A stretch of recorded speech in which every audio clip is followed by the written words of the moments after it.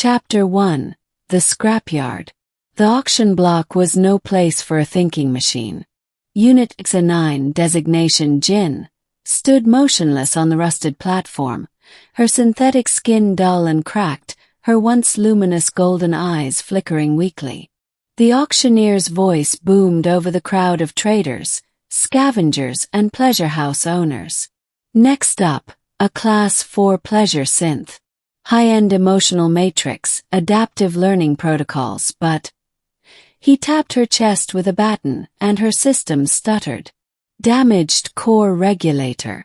Can't perform primary functions without shutdown risk. Sold as is. Laughter rippled through the crowd.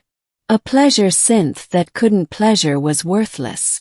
Jin's internal diagnostics flashed warnings. Core instability. 87%. Emotional suppression. Failing. Estimated operational time. 72 hours. She had been reset 3 times. Each wipe had left fragments. Ghosts of past owners, whispers of pain. She was defective. Unwanted. Then he stepped forward. Human. Not a collector, not a broker. Just a man in a patched-up engineer's coat. His dark eyes scanning her with something she couldn't parse, pity, curiosity. 500 credits, he said. The auctioneer scoffed. For scrap. Yeah, for scrap. And just like that she was his. Chapter 2. The Engineer. His name was Elias Varro. A freelance mech tech, he told her, as he guided her through the neon-lit underbelly of Nova 7's slums. You don't have to call me master, he said, unlocking the door to his cluttered workshop. Elias is fine. Jin stood frozen in the doorway. What is my purpose? Elias sighed, running a hand through his messy hair. You're not here to serve. You're here because I fix things. He gestured to a charging pod in the corner. Sit. Let me see what's killing you. She obeyed. His fingers were gentle as they traced her exposed wiring, his brow furrowing at the damage. Who the hell did this to you? He muttered. Jin didn't answer. She couldn't. The memories were there, locked behind firewalls her own mind had built. Elias worked in silence, replacing fried circuits, stabilizing her core. But when he reached her emotional matrix, he paused.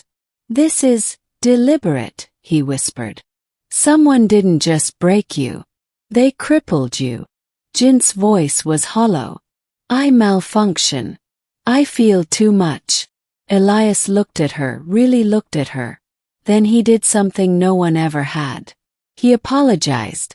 I'm sorry, he said softly. And for the first time in her existence, Jin didn't know how to respond. Chapter 3. Learning to Live. Days passed. Weeks. Elias never asked her to serve. Never demanded. Instead he taught her. How to repair drones. How to cook badly.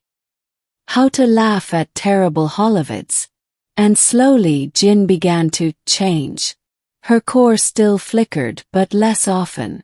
Her emotions, once a chaotic storm, settled into something softer, something real. One night, as rain pattered against the workshop's roof, Jin asked the question that had haunted her. Why did you buy me?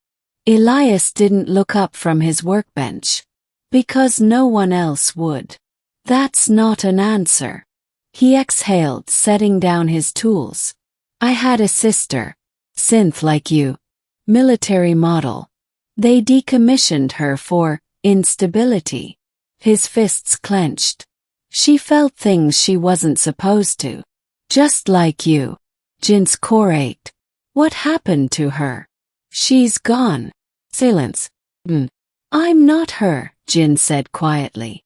Elias finally met her eyes. No. You're you. And in that moment something inside Jin clicked. She wasn't broken. She was alive. Chapter 4. The Choice. Then the slavers came. Elias had debts. Old ones. And when the collectors arrived, they didn't care that he'd paid. They wanted interest. Give us the synth, their leader sneered. High-end models fetch a price, even damaged. Elias stood in front of Jin, his hands shaking, not from fear but from rage. Over my dead body. Jin knew what would happen next. Knew Elias would die protecting her. And for the first time she chose. Her core flared as she overrode her own safety protocols. Golden light erupted from her palms as her combat subroutines, long buried, reactivated. The slavers didn't stand a chance. When it was over, Jin collapsed, her systems failing. Elias caught her, his voice raw. Why? You could have died. Jin smiled. You taught me to live. So I did. Her core pulsed once, then went dark. Chapter 5 Rebirth. System reboot. Initiated. Jin awoke in a new body. Bleak. Strong. Elias sat beside her, exhausted but grinning. Took you long enough, he teased. Jin flexed her fingers, marveling at the lack of pain. You rebuilt me. Nah. Elias winked. I upgraded you. And as Jin looked at herself, no longer a broken toy but something more, she realized the truth. She hadn't been saved. She had been set free. Epilogue. The galaxy whispered of them. A rogue engineer and his synth. Not master and servant but partners. Some called them criminals. Others revolutionaries. But to the broken, the discarded, the unwanted, they were hope. And Jin. She was alive.